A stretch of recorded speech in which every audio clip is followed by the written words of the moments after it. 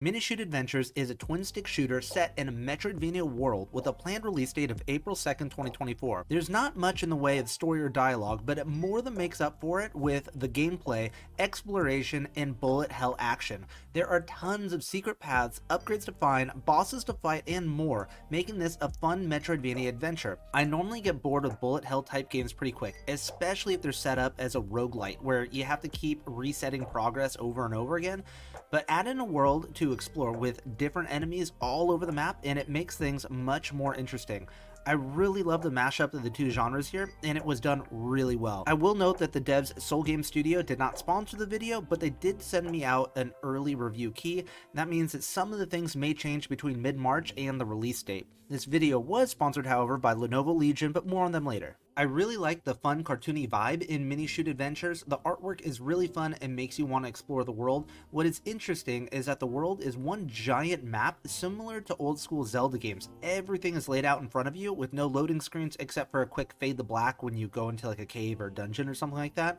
The more you explore, the more you end up locking backtracking, which connects you to the main central hub of the game, you know, like a Metroidvania. One thing I love is that the currency is auto-picked up after you defeat an enemy. I hate having to chase Geo down in Hollow Knight, or just currency in general in any video game. I already defeated the enemy. I just want to, like, just pick it up. I already did the hard work. I don't want to have to go chase down the money. They give you a chance to choose between easy, normal, or advanced mode if you're really into top-down twin-stick shooters. They even let you choose if you want to manually aim with the right thumbstick or have auto-aim, which I thought was awesome. Early on, the enemies are actually kind of slow, so you get a chance to like get used to the pacing of the game, but then very quickly they get really smart. The ones that were super slow to show you how to start playing the game get much faster, and the bigger enemies will shoot in your direction of travel, so you will run into projectiles if you just keep moving in the same pattern or the same direction. I thought that was really smart. The controls are super responsive and tight, which you really want for a bullet hell game. You can easily weave in and out of the different bullet patterns with a little bit of practice and skill. It's not until the very end of the game that there is a special upgrade which allows you to do a sort of teleport to pass through enemy projectiles. It was super helpful. I'm sure it would have made most of the game just way too easy if you started off with it, but it's 100% necessary for the end game stuff. By the time you get to the end, there's just bullets all over the place, and it's really difficult, but I like it. It's fun. As you fight enemies, you gain experience. I feel like that's not a mechanic that's in most Metroidvania games, but it's starting to grow on me. It gives you a reason to clear through the regular mobs after they respawn, so you gain levels in the form of crystals that can then be spent on 5 or so different upgrades when you first start, and then more new upgrades when you unlock more new abilities. The amount of time it takes to get a level up feels pretty good. I do wish that there's some sort of numbers to gauge the amount of damage I do as I'm going for an upgrade. It's not a major deal, but this type of info helps me determine like which stat I want to upgrade next. Like, am I getting a 10% increase to my fire rate, or am I getting a 10% damage boost, or what?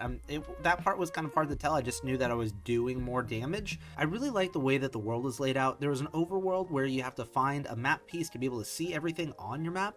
There were tons of places that you knew you'd be able to get to later on because there's lots of different upgrades just out of reach. I always love how Metroidvania games hint at the different upgrades that you'll be able to come across later on. And another thing that I really liked is that if you fell off the ledge or the map into like water or space, or you know, you just fell off of a place you weren't supposed to be, you didn't take damage. I fell off the sides a decent number of times as I was just playing through the game, and it would have been really annoying if that's what was killing you. There's tons of stuff to explore and check out, and it was fun to ride around just looking at the different cracks in the walls or hidden paths, because there are tons of things hidden and tons of hidden paths.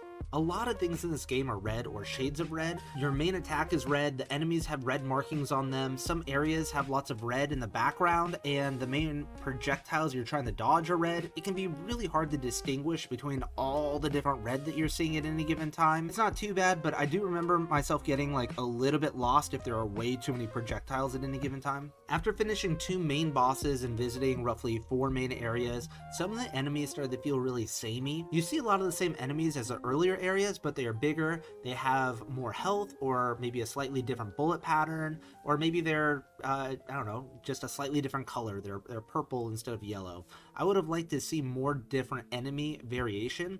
After finishing the game, I did notice that most areas have at least one unique enemy variation, either a grass enemy, a jumping enemy, or like a crab enemy, certain things like that. It would have been cool if they leaned more into the enemy variations in each area, as there was a ton of filler enemies that were more or less the same all over the place.